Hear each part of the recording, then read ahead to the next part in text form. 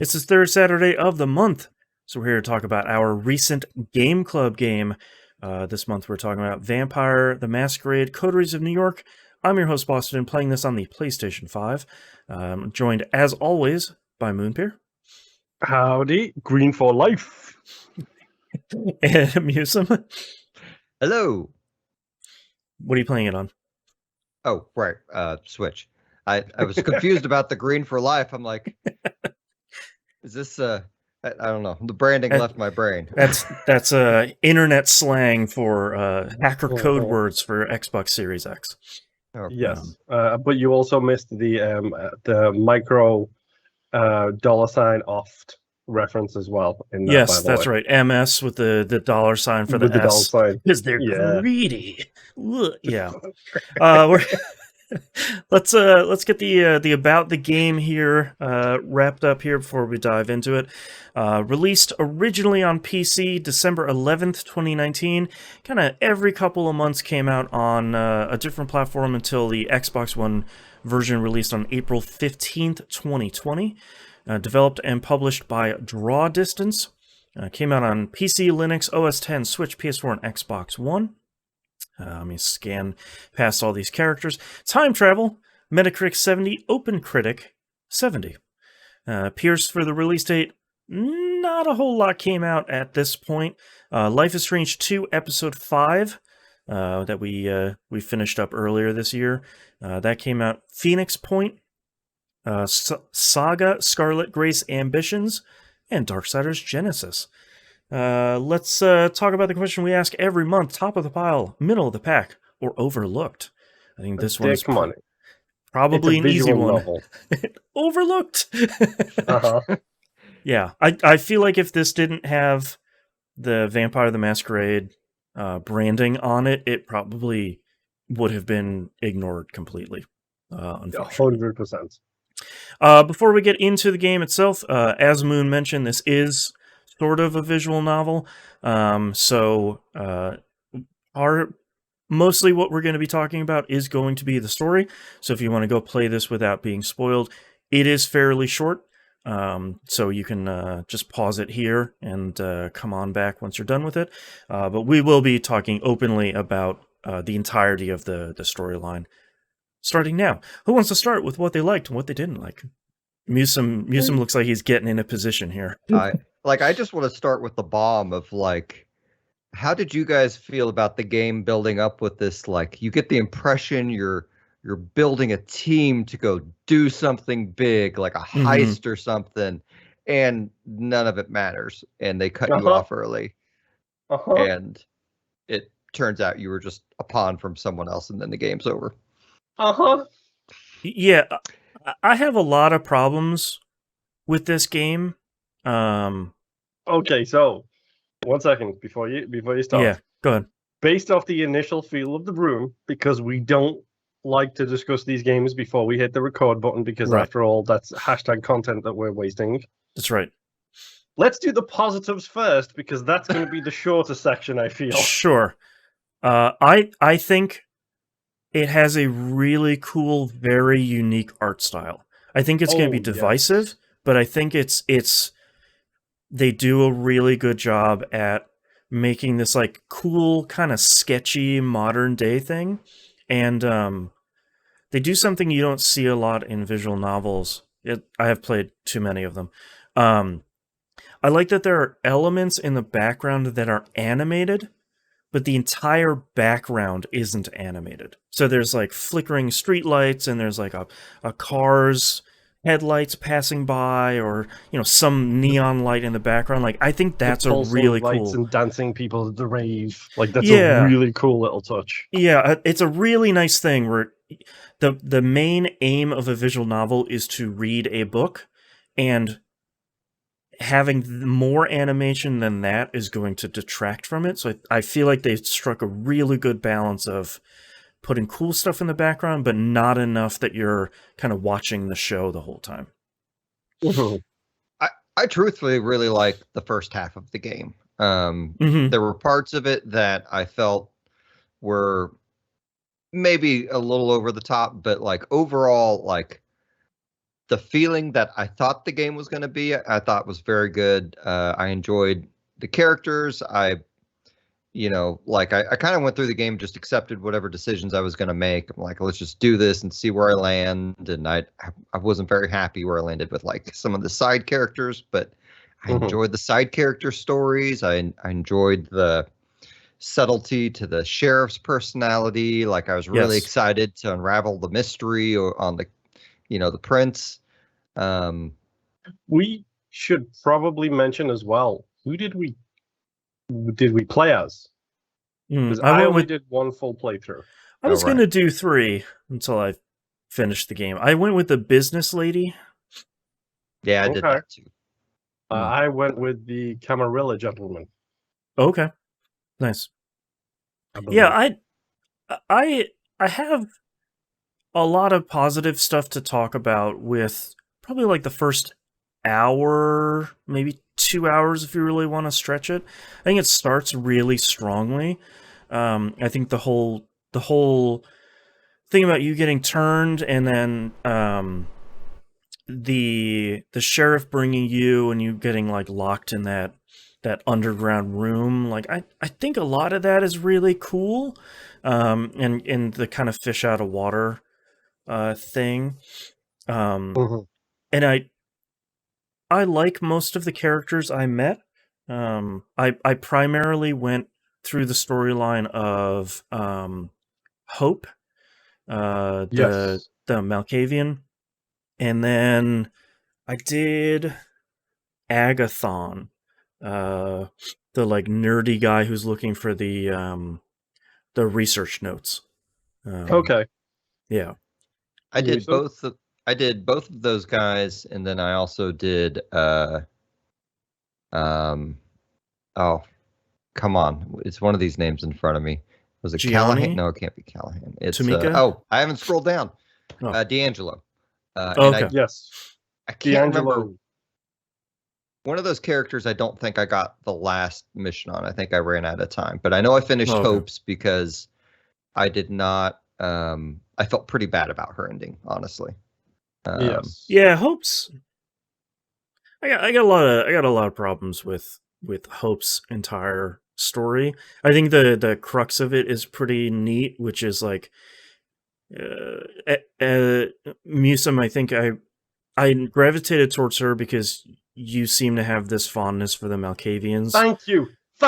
This is exactly what I was going to say. Yeah, and I was Number one, thank you for us playing Vampire the Masquerade. Yes. Because that removed a whole lot of dictionary reading that I didn't need to do, because I got it all from the previous game that we played. Right. But as soon as Sophie mentions there's a Malkavian, I was like, well, Musum would be disappointed in me. I gotta check this out. Go see what she says. Yeah. That first session with her is pretty uncomfortable, man. Like, I kind of like it though. To be my mod while I do this vampire snuff show. Yeah, like I think it's I liked that though, because I liked that Hope isn't insane, because I feel like in the Vampire the Masquerade stuff that I have read and played and seen before, it's the Malkavians are crazy, but this one is just like, no, she just is playing like 15 different characters at the same time in her own chat room. Like, I think that's a cool kind of modern twist on the Malkavians, but I think it's a really good solution to the Malkavian problem in a technology-laden world. It's like, it's a really good way for a Malkavian to be able to focus that all the crap that runs around in their head would be to do this kind of thing, and then allow them maybe some straight thinking for a while at least. Right. And I go ahead. I was just say, I think they did a really good job at subverting most of these clans and what they traditionally are. Like, I guess Agathon was probably closer to, okay, your regular mage, whatever guy, but like D'Angelo was like this movie obsessed, like he was really into Humphrey Bogart style thing. So he was a Nosferatu that was like not super deformed, but he constantly was playing the part and narrating himself, and like always had like Oh, that's fun. the New Yorker detective, and like your dialogue options with him are all like whether you join in the narration or not. Yes, that's great. And he's like always chomping a cigar, and I like the fact that like I went for him because I like a good Nosferatu. I don't like playing as them. Mm-hmm. Hell no, but I like a good Nosferatu. The thing you said you don't think you got all the way to the end of his story, Musum. I know you didn't, because he's an author. When he was alive, he was a writer. The character he plays is a character he wrote. He wrote novels. Oh, wow. Based on that 40s, 50s, like mafioso, private eye kind of thing. And then when he turned, he didn't have the stones to be a Nosferatu, but his character did. So that's clever. He became his character and took on that personality as his own. I probably should have really good. I probably should have done that, because like I was overall two things. One, I was a little bit disappointed with the ending of Hope's Path, because as you're doing the break-in in like the Silicon Valley offices, there's like a couple of side doors you can try and break into, but if you don't have the full like voice mapping from earlier in the missions, then that you can't get in there, and that was really frustrating. I kind of had a problem with the game's writing overall, because it felt like it was a little too cool for school. Like it was a little too edgy in a lot of times. And dude, you're saying that because you're 40 and you grew up with the internet. They talk like people nowadays talk. I think that's fair, but I think there's a little bit of like, I don't know, there's a little bit of it where it felt like I like we're talking about, I like that the game kind of gave a fresh spin on Vampire the Masquerade characters and clans and archetypes and all that. But I feel like there were sometimes, and maybe it's just because I was playing the business lady who was like this like working 20 hours a day, like super hard kind of no F's taken kind of lady.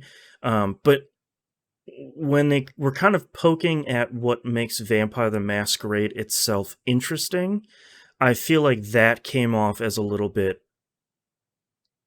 It felt like the writer maybe didn't necessarily want to be writing a vampire thing. It was like making fun of itself a little bit too much. And like less tongue-in-cheek and more like, look at this dumb vampire stuff. Like, come on, it's Vampire the Masquerade. And it's like, well, yeah, but like, you got a lot of cool stuff going on in here. Like, you have a lot of neat stuff. Yeah, that's true. Yeah, I felt like the quality or the writing did vary throughout it. Like there were moments where I'm like, this is a little too much. But like for the most part, I liked the writing until like they prematurely end the game. Yeah. And I was gonna do multiple playthroughs too, and I did some online research just to see like, does the ending vary? Like, does it matter? Right, is there like a true ending, like most visual novels? Yeah, and it's basically like, no, you basically get that ending. You know, there are certain characters that can show up briefly that don't do anything, like when you're hiding in the bush or wherever the heck it is. I beat this a couple weeks ago. And of course, you can get the premature ending where the sheriff kills you. Oh, sure.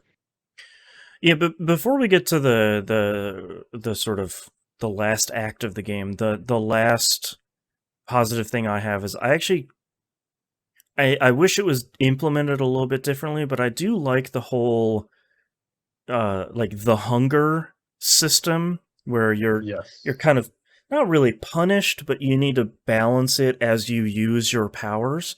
I think that's a really cool system. You know, most visual novels are purely just the flowchart and making your decisions and branching dialogues and stuff.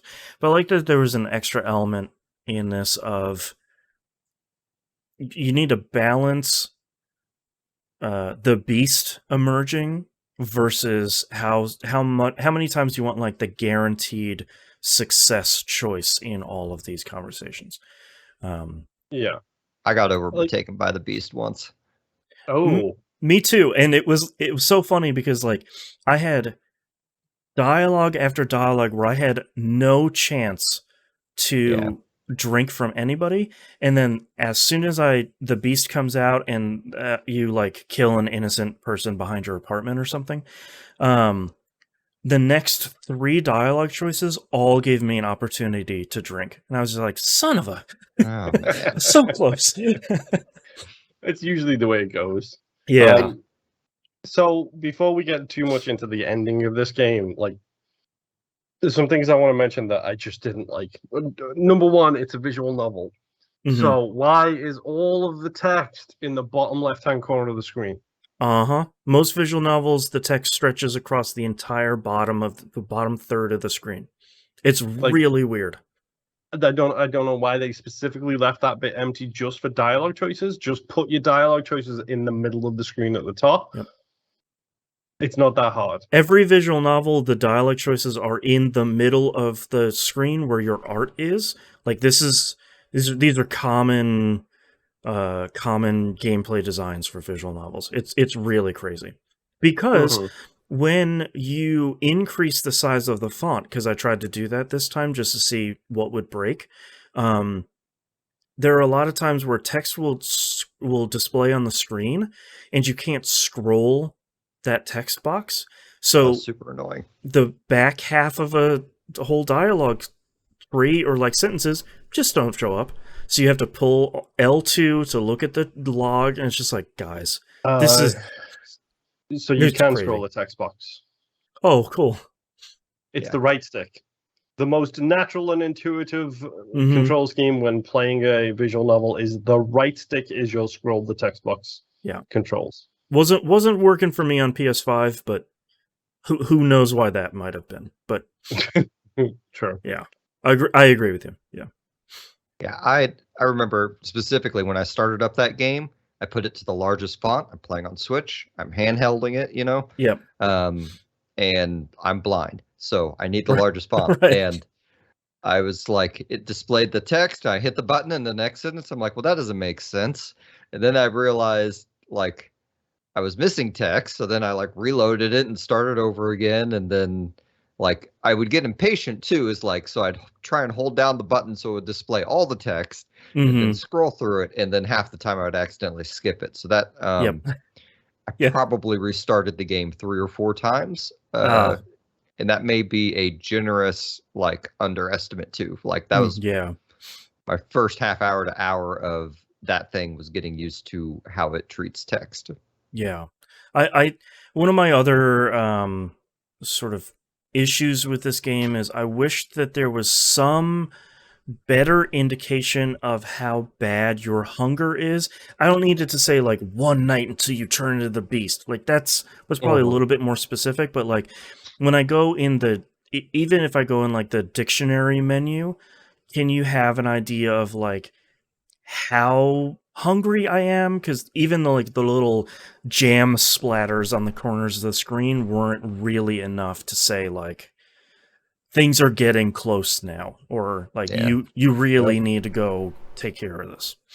Well, and even if you did have that indicator, it's not like there's a go hunt option. Like you just have to hope you pick a story where the opportunity arises. Like which is weird because it seems like there's a set number of days for this game, so it almost feels like there should be that risk reward of, do you want to miss recruiting someone into your coterie by going out to feed because you kind of didn't juggle everything correctly, or do you want to just go on another mission with hope and cross your fingers?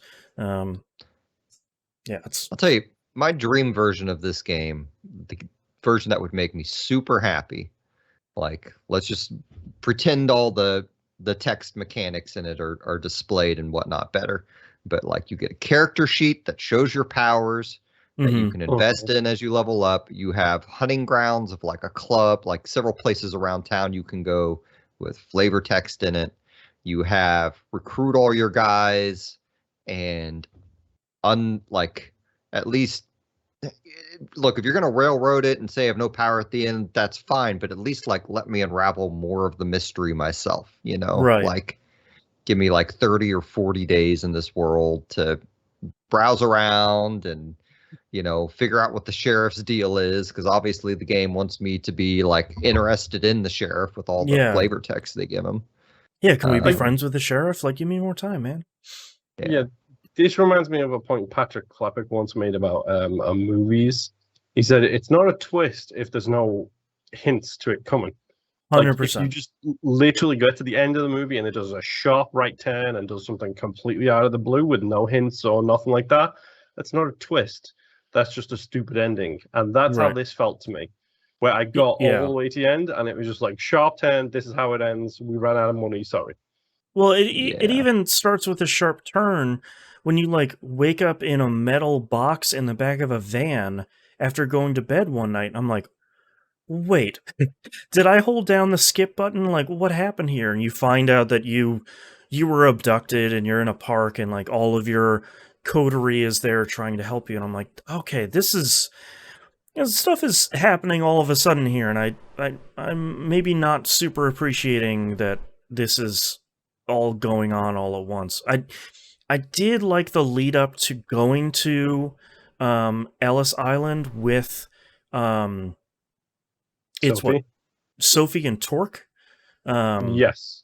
That was yeah. really cool. Like the back deal, like shady dealings between the two leaders of these two Yeah. gangs. They don't like each other. They don't want anything to do with each other, but like they both see that there's an opportunity and a risk, so they're like, all right, I don't want to, but let's get on this boat. Like, I thought that was really cool. And you get there, and Callahan is there, and the prince is there, and they're doing dirty deeds in multiple ways, and you find out that there is some sort of dealings here between the Masquerade and the Anarchs is the other group. Yes. Yeah. So like the two sort of warring factions is like, all right, yeah, man, like there's all right, we got some intrigue here. And then they take that left turn where you find out that what is his name? Thomas Arturo Yes. was pulling the strings the whole time. The dude who you met at literally the beginning of the game, if you choose, was pulling the strings the whole time. And I like that he kind of says like, this was my entire play. Like, this is what I've been working on for a really long time. You seem like you got a good head on your shoulders. I'd like to give you an opportunity. And I'm like, all right, yeah, cool. Wait, credits? Yeah. I'm He reached sorry? out his hand and it went to black. And I panicked because for me, when it hit that point, my screen, everything faded out except for the artwork for like 3 minutes. Oh, And wow. then it faded to black and then the credits appeared and I was like, "Are you kidding me?" Wow. Yeah, it's, to me, I think the cardinal sin of adventure games or visual novels, these heavily story-based games are, it's not an issue that Arturo had ulterior motives or that he was pulling the strings and we were a pawn.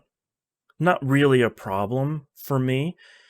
It's that you didn't really get to either make or see that final decision. Because if you didn't get to make the decision of like drink or not drink, that's fine as long as you got an ending that felt like it was influenced by the choices you made through the whole story. Even if there were like 2 or maybe, if you're lucky, 3 different endings for the game. But just like ending on this hand being outstretched to you feels real bad. Yeah. And it's the sequel, you're not the same character. So Yeah, like that storyline, that's done. Like Yeah. they don't even continue it with the whatever the next one is, like Ravens of New York or something. I don't remember what it's called, but that one, I think I read a review that claimed it was better, and you had multiple endings there. okay. Like I liked this one enough that at some point I'm gonna play the other one and also the werewolf one, but like, Yeah, ditto. it's still fairly off. Like, God, like this was like I liked it so much Yeah. until it ended, and Hmm. it's very frustrating that like it kind of destroys the replayability, right? Like the main point to replay would be to see other characters or see if you could, like when I helped Hope, she killed I forgot The the tech head of the lady. corporation place. Yeah. Yeah. And I didn't get any of the voice activation stuff either with Hope. Hmm. So like that would be my goal, would be to see if that turns slightly different. But it seems like to me, whoever wrote this game, their main point was your decisions don't matter. Right. Like, Which is like, then why am Kind I? of counterintuitive for visual novel, or at least Yeah. modern visual novels. Yeah. maybe it's their intended criticism at the whole choice in games as a whole. Like, It just feels like one of those things where you're playing a game and the main character is like, "Oh, tutorial. These are the worst. Press B to crouch." And it's like, no, I shouldn't. If you're gonna make fun of the thing, you can't make me do the thing. Like, yeah, it feels very It's- much like that, where it's like choices in video games, huh? Anyways, it's just like, yeah. Is this no. the Matt Hazard of visual novels? Maybe. And it like, I agree. It's such a bummer because I think up until that last act, I think it's a really cool game. Like, I think it's a really interesting take on Vampire the Masquerade. It is. Moon and I just finished playing Hand of Fate 2 over at We Rogue Like It, and I like that game a lot because it's kind of a deconstruction of Dungeons and Dragons. It distills down the cool stuff that you want to do without all like the busy work around like a character sheet and role playing and all that stuff. And I feel like that's part of the reason why I like Coteries of New York is it kind of removes all of that tabletop role playing stuff that I don't mind, but I like they distilled down to the kind of urban fantasy stuff that I really do like, which is this hidden secret world of vampires that's just happening in modern day, and you building your coterie and you sort of trying to figure out, does Sophie actually really like you, or is she going to kill you because she woke up on the wrong side of the bed that day? You know, there's this cool Yeah. tension in so much of the game, and then you wake up in the park and it all just kind of washes downhill. Yeah. Like it's like it has to be their artistic decision, but part of me does wonder if one day like someone walked in and be like, well, we're out of money. We have to end this in the next week. It's legitimately the feeling I get. Is it feels like, because if I'm right, isn't this the first one of the Vampire the Masquerade visual novels? I believe because so, the other one is like a standalone add-on. And then what was the werewolf one you were talking about? Let me see. I'll have to Google it. Okay. Yeah, because I remember there being like a The werewolf visual novels disconnected. Heart of the Forest. Heart of the Forest. Yeah. So I mean, is that the same studio? This is not telling me immediately. Okay. Different Tales is the developer, and Walkabout interesting. Games is the publisher. So I don't think Okay. so, because this is Draw Distance. what is the name of this student? Draw Distance. Yeah, Draw Distance for this one. Yeah, I think this was the first one, but like I'm glad that Shadows of New York is the other one. Gotcha. But yeah, like I think I don't. It's frustrating because I think like 75% of this game, I think it really is paying off on its premise, and it's nice to see there are like 45 Vampire the Masquerade games being developed right now. Like they opened the licensing floodgate for that thing. Yeah, they pulled a Warhammer. Yeah, like they closed the you wanna make a Warhammer game. one. You want to make a game. Everybody makes a game. Yeah, they closed the Warhammer gate and they opened the Masquerade one, which is fine. But like, it's nice to see that because we can get games like that where it's like, what if I made a visual novel out of this? It's like, yeah, cool, all right, like yeah, you could. This is the thing you could do. Like, it doesn't have to just be a first-person shooter or an RPG. Like, you can make something else, and for 75% of it, it's real cool. Yeah, like I feel like the visual novel genre is that's just what they need to make these vampire games in. Like, Hmm. because that's like, I don't really want to fight in most of these games. I just want to explore the cool underworld and get a cool twisted story out of it, you know? Yeah, you're Mhm. like looking for the voice acting and the conversations and like the I'm playing as this race, so my discussion trees are different. Like that's the stuff to focus on. Yeah. Yeah. Yeah. Well, I guess there's still the other two games. I guess I'll see what Werewolf the Apocalypse Heart of the Forest came out on, because that could be kind of neat. But yeah, this game's wild. Any Yeah. final thoughts here? Like overall, it's fine, but Mhm. it's just it's the classic thing of you can make a perfectly mediocre movie, and if that last 10 minutes of the movie is a banger, then that movie is a banger. Mhm. Yep. But if you make a 10 out of 10 movie and then the last 10 minutes are garbage, Right. That then the movie's movie is garbage. garbage. Right. And It's, from a just think personal about Mass Effect 3 people and like yes. how much Right. their heads would explode at the Well, and ending of this. I think from a personal standpoint too, like visual novels are one of my favorite genres. I think when you do them right in whatever sort of, if you're playing Danganronpa or Ace Attorney is a visual novel, even though there's a lot of puzzle stuff in there. Like when you do them right, they tell a long form, captivating story, and there aren't a lot of kind of traditional visual novels like this that are short that you can use as an introduction. Like this would be a perfect, if it had ended really well, this would be a perfect game where it's like, look, it's 5 hours or less depending on how fast you read. You get to make a bunch of cool decisions. You get to play a cool like modern thing that's not anime. Give it a shot. Like it's a cool introduction to visual You- novels. We actually had discussions about visual novels via Discord, me and you, this week. And We did. literally one of your comments was, I like a whole bunch of visual novels, but they're a little bit too anime, which Yeah. this is a good, it would be a decent alternative to that if it wasn't for, The the ending. really, really sucky kind of ending. Yeah. Man, what a bummer. Yeah. Yeah. All right. Any final thoughts here for Vampire the Masquerade Coteries of New York? No.